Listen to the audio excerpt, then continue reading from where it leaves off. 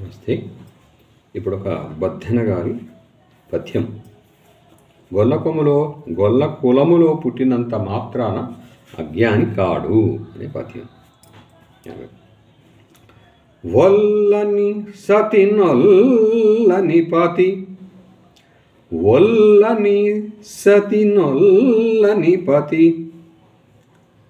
నొల్లని చెలికాని విడువ నొల్లని వాడే,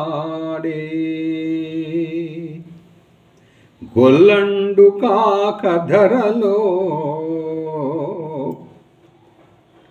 గొల్లండును గొల్లడౌనే గుణమున సుమతి.